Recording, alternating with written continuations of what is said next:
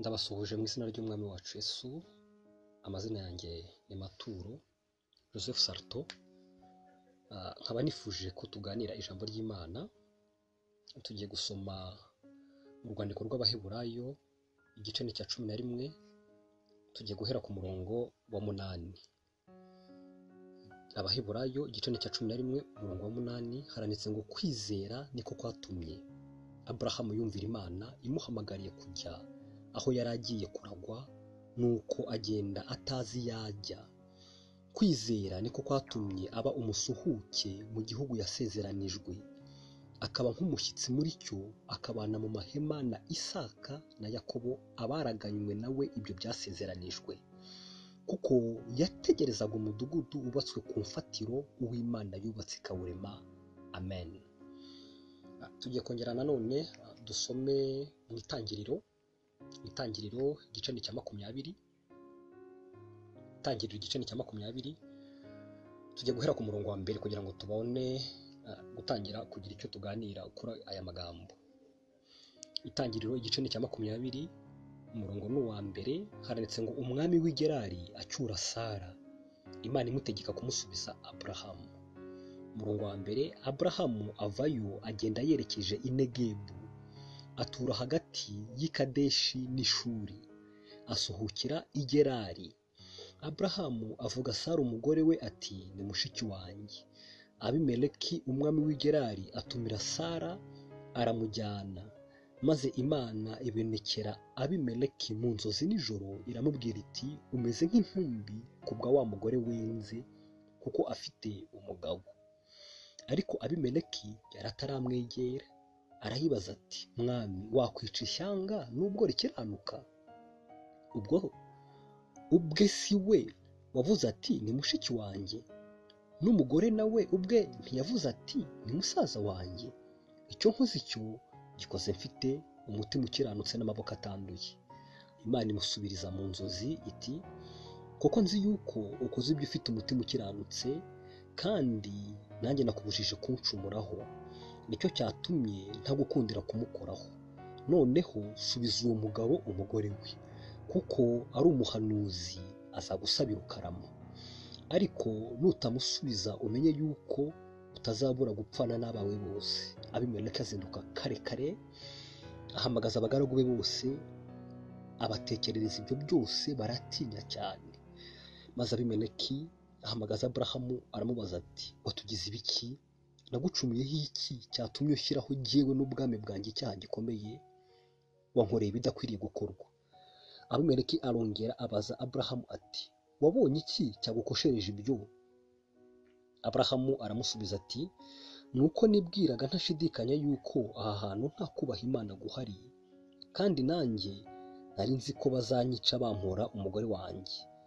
Erega ni mushiki wanjye, ni mwene data, ariko si mwene mama, kandi koko naramurongoye.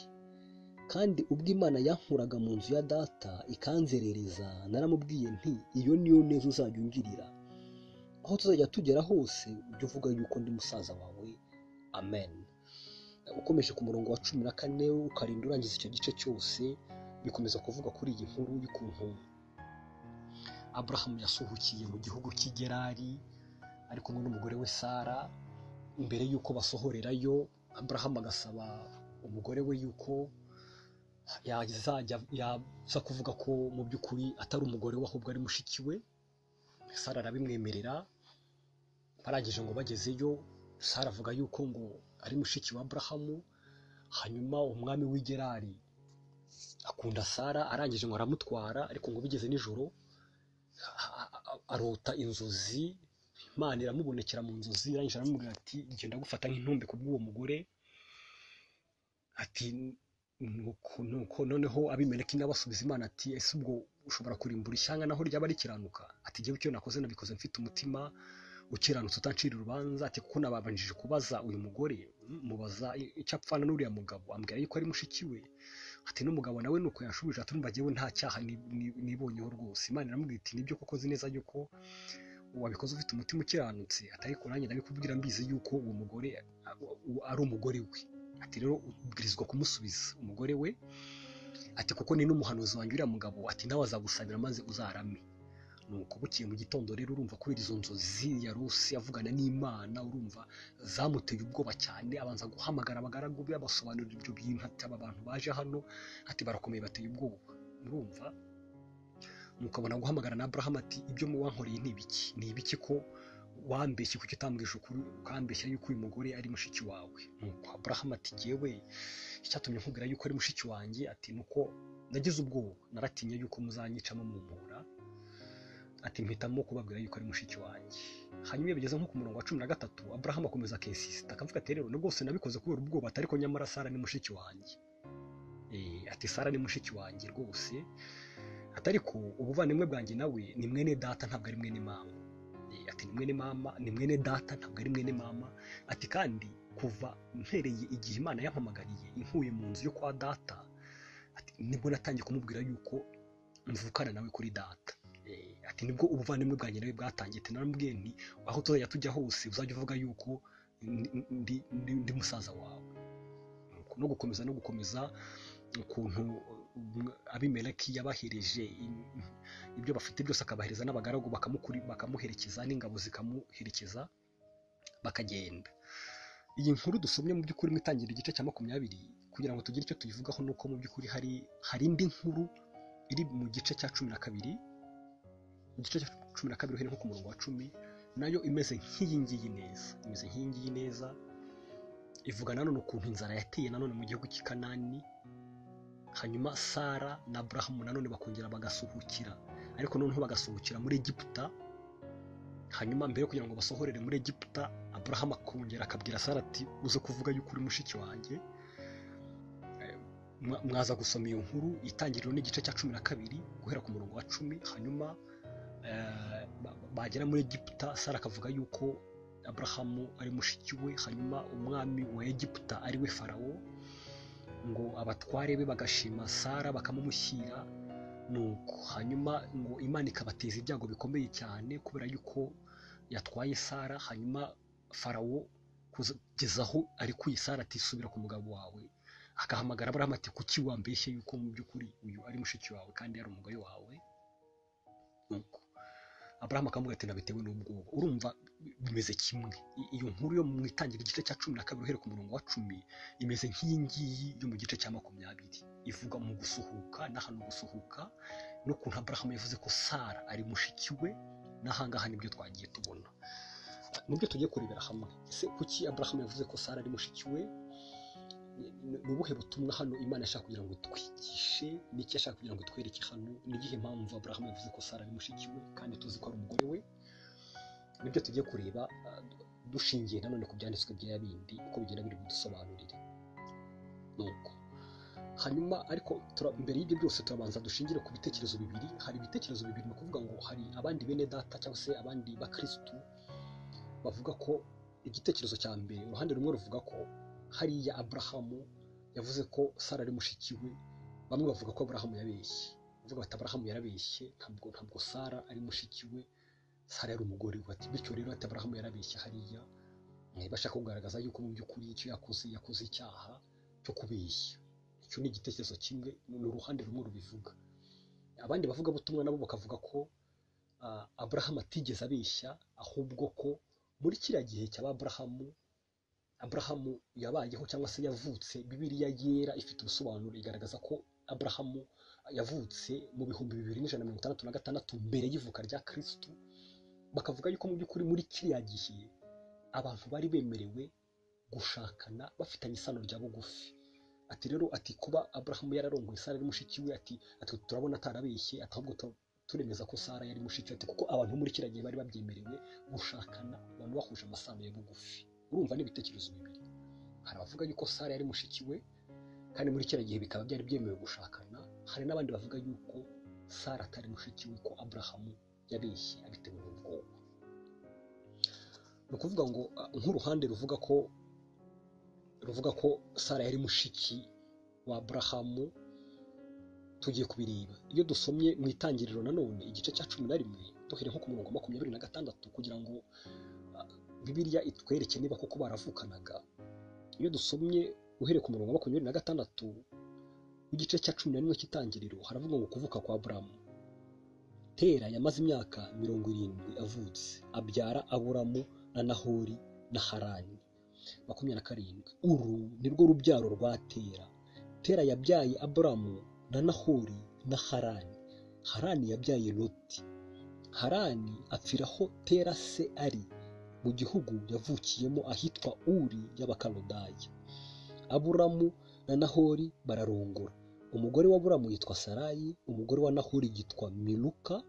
Umukobwa wa Harani niwe se wa Miluka na Yisika. Amen. Urumva ko Bibiliya itubwiye abavandimwe ba Aburahamu. Ni ukuvuga ngo Tera yari se wa Aburahamu, yari yarabyaye abahungu batatu ariwe Aburahamu na Nahori na Harani. Abo nibo bahungu batatu babyawe na Tera. Nta zina Sara twumvishemo mu rubyaro rwa Tera. Automatically tuse twumva ko ntabwo Sara yavukanaga na Aburahamu. Ubwo urumva abavuga ngo Sara yaravindimwe na Aburahamu, ntabwo yaravindimwe na Aburahamu, kuko turabirebye dusanga muri bene Tera ntabwo Sara arimo. Ahubwo dusanze Aburahamu avukana n'abandi bahungu babiri. Hanyuma rero tujye kureba ku rundi ruhande rw'abavuga ko mu by'ukuri Aburahamu ashobora kuba yarabeshye abitewe n'ubwoba. Uko turi bugende dushakisha mu byanditswe byera impamvu Aburahamu yavuze kuriya, cyangwa se icyo Imana ishaka kutwigisha muri iyi nkuru, niko turi bugende tumenya ukuri ko cyatumye Aburahamu avuga ko Sara ari mushiki we. Hari amagambo twasomye mu rwandiko rw'Abaheburayo, ku gice cya 11 umurongo wa 8, aho Bibiliya yatubwiye ati kwizera niko kwatumye Aburahamu yumvira Imana imuhamagariye kujya aho yari agiye kuragwa, ati nuko agenda atazi yajya. Ati kwizera niko kwatumye mu by'ukuri abo umusuhuke mu gihugu yasezeranijwe, akaba umushyitsi muri cyo, akabana mu mahema ngo na Isaka na Yakobo abaraganywe nabo byasezeranijwe. Hanyuma umurongo wa 10 ariwo nshaka ngo kuko yategerezaga umudugudu wubatswe ku mfatiro w'Imana yubatse ikawurema. Urumva icyatumye ava muri Uri y'Abakaludaya akajya aho Imana yamuhamagariye, yarangiza muri icyo gihugu cyo yasezeranijwe, yarangiza yahagera aho kugira ngo yubake avuga ati ahangaha niho Imana mu by'ukuri inyeretse yari yashakaga yuko mba, reka bityo rero nubake nzatura. Arangije we ngo yubakira amahema. Ariko Bibiliya ikomeje kubivuga ku murongo wa 10 impamvu yubatse amahema. Urumva ni temporary house, ni inzu, ni ahantu uba utuye ariko by'agateganyo, atariho hantu utuye mu buryo burambye. Urumva noneho ibyo bigeze ku murongo wa 10, Aburahamu Bibiliya isobanura impamvu yubatse amahema, yubatse tente, ngo nuko ngo yitegereje umudugudu wubatswe ku mfatiro. Nibyo byatumye mu by'ukuri yubaka amahema, ngo akayabanamo na Isaka na Yakobo. Tujye kurebera hamwe uyu mudugudu wubatswe ku mfatiro ni uwuhe. Umudugudu ubwawo, iyo Bibiliya ivuze umudugudu bishaka kuvuga iki? Hanyuma iyo Bibiliya ivuze urufatiro ibishaka kuvuga iki? Kugira ngo tumenye mu by'ukuri, turi kugenda dusesengura kugira ngo dushakishe kumenya ukuri kw'icyatumye Aburahamu avuga ko Sara ari mushiki we, cyangwa se ubutumwa Imana yashakaga kutwigisha muri iriya nkuru iri mu Itangiriro igice cya 20. Tujye kureba umudugudu ni iki. Iyo Bibiliya ivuze umudugudu bishaka kuvuga iki? Iyo dusomye nko mu Isezerano Rishya, ubutumwa bwiza bwanditswe na Matayo mu gice cya 5 ku murongo wa 14 hari amagambo ahanditswe aho Yesu aba ari kwigisha abantu, akavuga ngo muri umucyo w'isi, ngo umudugudu wubatswe ku mpinga ntabwo wihishira. Ayo ni amagambo Yesu yavuze, avuga igihe yari azamutse umusozi ari kwigisha abantu benshi, ngo baje ari benshi bamushagaye bamukurikiye. Arangije ngo arabigisha, atangira ku murongo wa 1 w'igice cya 5 ababwira, abereka ingero z'abantu bahiriwe abaribo. Abwira ati hahirwa abakene bo mu mutima, ati hahirwa abafite imitima iboneye, ati hahirwa abafite inzara n'inyota byo gukiranuka. Urumva agakomeza akavuga bahiriwe abaribo, yarangiza noneho akerekana ingero z'abo bahiriwe abaribo akoresheje noneho ibigaragarira amaso. Akavuga ati rero ati muri umucyo w'isi, ni ukuvuga ngo babandi bafite inzara n'inyota byo gukiranuka, arongera agiye kubagereranya nanone nk'umucyo w'isi.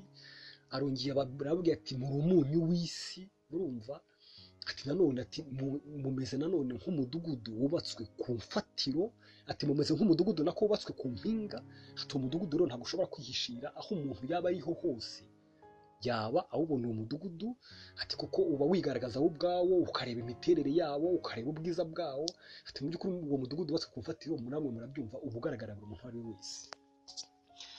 Urumva ko bari kugenda avuga abo ngabo bahiriwe, akongera noneho akabagaragaza, agatanga ingero noneho z'ukuntu baba bameze, akoresheje noneho ibimenyetso bigaragara, umucyo w'isi, umudugudu wubatswe ku mpinga. Urumva uko umudugudu ugereranyije na ba bandi bafite imitima iboneye, b'abakene bo mu mutima, the spiritual poor, abafite inzara n'inyota byo gukiranuka, abo bose bagereranywa n'uwo mudugudu wubatswe ku mpinga. Icyo ni ikigereranyo cya mbere kivuga ku mudugudu, iyo ni passage ya mbere ivuga ku mudugudu. Hanyuma nanone iyo tugiye kureba, iyo tugiye gusoma nko mu byahishuwe igice cya 21, iyo uhereye nko ku murongo wa 9, aha ni hahandi Yohana aba ari mu kirwa cy'i Patmosi, hanyuma ari mwiyerekwa, Imana iri kumwereka ibyabayeho n'ibiriho n'ibizaba. Hanyuma noneho ngo iyo bigeze nko ku murongo wa 9 ngo umumarayika aramubwira ati ngwino njye kukwereka umugeni, umugore w'umwana w'intama. Ngo yarangiza ngo akamuzamura ku musozi munini ari mu mwuka. Urumva ubwo ni kuvuga ngo Yohana ashobora kuba yatekerezaga yuko agiye kubona umugore wambaye agatimba n'ikanzu ndende yera, kuko marayika yari aramubwira ati ngwino njye kukwereka umugeni n'umugore w'umwana w'intama. Undi yarazi ko agiye kubona nk'umugore wambaye agatimba n'ikanzu yera nini. Urumva agiye kubona, ahubwo ngo agiye kubona ngo abona ngo ururembo Yerusalemu ngo rumanutse ruva mu ijuru. Ururembo mu by'ukuri ni umudugudu. Urumva yuko iyo Bibiliya iri kuvuga umudugudu ibishaka kuvuga itorero cyangwa se umugeni wa Kristo. Hanyuma iyo Bibiliya ivuze rero urufatiro ibishaka kuvuga iki? Iyo ivuze urufatiro ibishaka kuvuga iki? Tubonye umudugudu, yuko umudugudu ugereranywa n'itorero cyangwa se n'umugeni wa Kristo, ugereranywa n'itorero rya Kristo cyangwa nk'umugeni wa Kristo. Hanyuma rero urufatiro, iyo biri tubwira urufatiro, kuko Abrahamu yabonye umudugudu wubatswe ku rufatiro. Hanyuma rero urwo rufatiro rwo ni uruhe? Iyo usomye wenda nk'urwandiko rwa mbere Paul yandikiye Abakorinto ku gice cya 3 uhereye nko ku murongo wa 10, atangira avuga ati nk'uko ubuntu nahawe bungana, ati Imana yangiriye ubuntu, ingira umwigisha, ingira umwubatsi w'umuhanga, ati nuko nanjye ndangije shyiraho urufatiro, ati atari ko urufatiro nta rundi rufatiro rugomba gushyirwaho, ati kiretse rwashyizweho ari rwo Yesu Kristo. Ati rero ati mugomba kwirinda uko mwubakwaho, uko mwubaka kuri urwo rufatiro. Urumva ibyo babibwira itorero ry'Abakorinto yabwirije ubutumwa bwiza, ati nta rundi rufatiro rwashyizweho, urufatiro ni Kristo wenyine. Iyo ni passage ya mbere Paul abayandikiye Abakorinto ababwira kubyerekeranye n'urufatiro. Hanyuma iyo tugiye gusoma nko muri Yesaya, turacyavuga ku rufatiro nanone kugira ngo tumenye ese uriya mudugudu wubatswe ku rufatiro Bibiliya Abrahamu yabonye ni uwuhe, cyatumye avuga ati jyewe ngomba kubarizwa muri uriya mudugudu. Ni ukuvuga ngo twabonye yuko umudugudu ugereranywa n'itorero, ugereranywa nk'umugeni wa Kristo. Hanyuma uwo mudugudu rero ngo wubatswe ku rufatiro. Urwo rufatiro rero ni uruhe? Tubonye ko Paul yabubwiye Abakorinto yuko urufatiro ari rumwe, ari Yesu Kristo wenyine. Hanyuma hari izindi passage nyinshi nazo zigenda zibivuga yuko zigenda zigereranya Kristo nk'urufatiro. Iyo usomye nko mu isezerano rya kera nk'ubuhanuzi bwa Yesaya ku gice cya 28, uhereye nko ku murongo wa 16, bavuga ngo ibuye rizima rikomeza imfuruka. Ku murongo wa 16 haranditse ngo nicyo gitumye ngo umwami Imana ivuga iti dore ndashyira muri Siyoni ibuye ry'urufatiro ryageragejwe, n'ibuye rikomeza imfuruka ry'igiciro cyinshi, rishikamye cyane, kandi uwizera ntazahutiraho. Aya magambo urumva Yesaya yayavuze mu buhanuzi bwe ari guhanura ati muri Siyoni Imana izashyira muri ibuye ry'urufatizo. Aya magambo nanone Petero aza kuyongera kuyagarukaho mu rwandiko rwe rwa mbere ku gice cya 2 umurongo wa 6, urwandiko rwa mbere igice cya 2 umurongo wa 6, akavuga ati muri Siyoni ati niko handitse agakotinga muri Yesaya avuga ati muri Siyoni Imana yavuze yuko izahashyira ibuye ry'ifatizo ati ni mu byegerere ry'ubuye ati kuko ni Yesu wenyine. Urumva yuko mu by'ukuri iyo Bibiliya ivuga urufatiro nta rundi rufatiro bivuga aho bivuga Kristo. Ni ukuvuga ngo uriya mudugudu wubatswe ku rufatiro Aburahamu yari yarabonye, yari yareretswe, uvuga ngo yari yarabonye itorero ryubakiye kuri Kristo, itorero ryubakiye kuri Kristo. Aravuga ati ubwo mbonye uriya mudugudu rero wubatswe ku rufatiro, nta mpamvu yo kugira ngo njyewe nubake amazu menshi hano, amazu akomeye nturi n'ahangaha, ati kuko njyewe mu by'ukuri ati hariya muri uriya mudugudu ati niho ngiye ngomba kubara, niho ngomba kubarizwa, niho ngomba kubarizwa. Ibyo nanone hari izindi passage zibitubwira, aho wenda usoma nko mu rwandiko rwa mbere rwa Petero nanone igice cya mbere nko ku murongo wa 10, Bibiliya itubwira iki kuri uwo murongo? Iravuga ngo abahanuzi ngo bahanuye ngo ibyako gakiza ngo barondora iby'ubuntu ngo mwari mugiye kuzahabwa. Aha ni Petero uba wandikiye itorero, ati n'iby'ubuntu mwari mugiye kuzahabwa ngo babishimikiriye ngo barondora igihe icyo ari cyo ngo n'ibimenyetso byacyo byerekanwaga n'umwuka wa Kristo ngo wari muri bo agahamya n'imibabaro ya Kristo itari yabo. Urumva beretswe ubwiza. Urumva wagera nko ku murongo wa 12 ngo kandi ngo bahishurirwa yuko ngo batabyerekewe ngo ahubwo ngo ari mwe babyerekewe.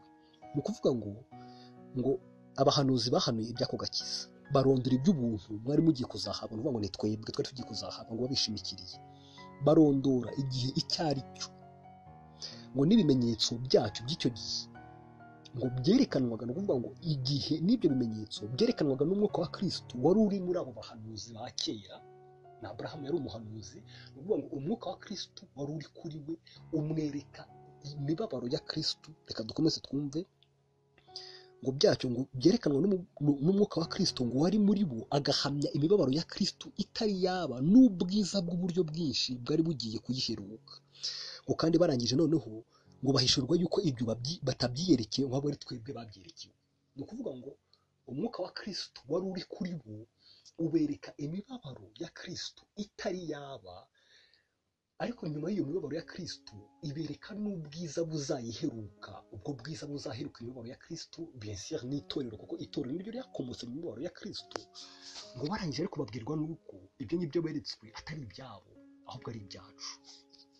Urumva nicyo cyatumye Aburahamu avuga ati rero urumva yabonye umudugudu wubatswe ku rufatiro, yabonye itorero ryubatswe kuri Kristo.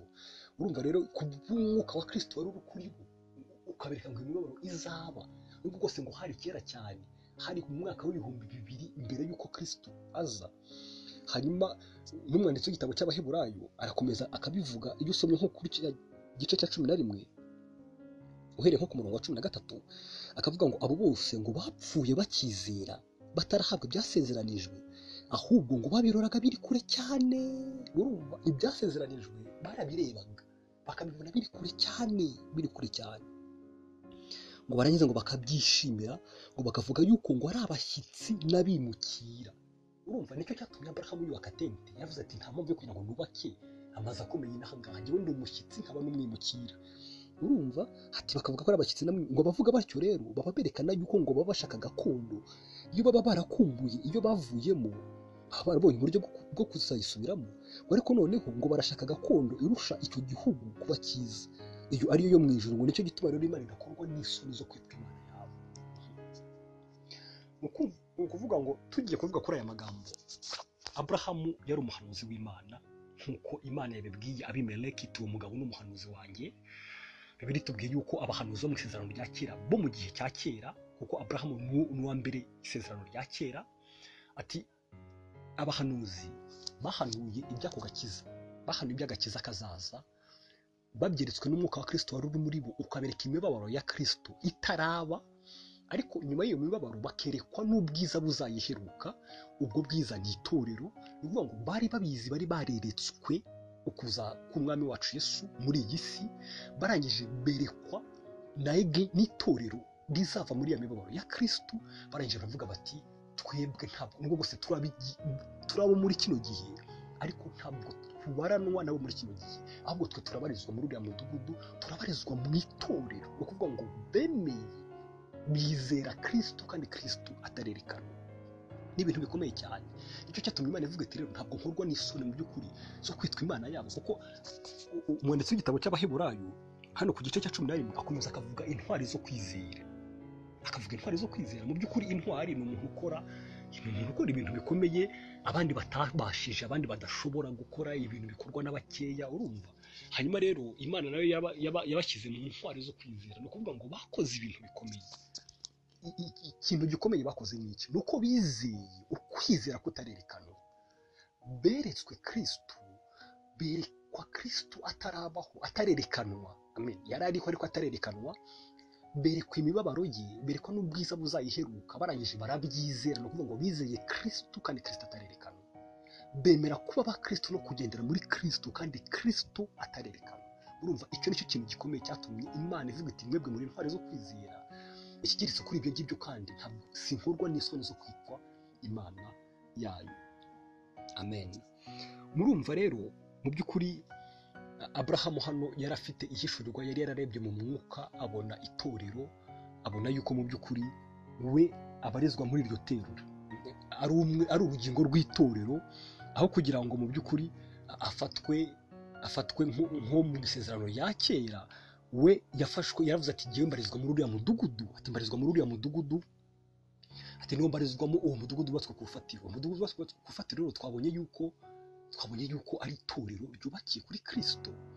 Hanyuma rero iyo ugiye kureba usanga, iyo ugiye gusoma mu Bagalatiya, Paul yandikira Abagalatiya akababwira yuko muri Kristo Yesu nta mugore urimo, nta n'umugabo urimo, ahubwo twese turi umwe. Twese turi umwe.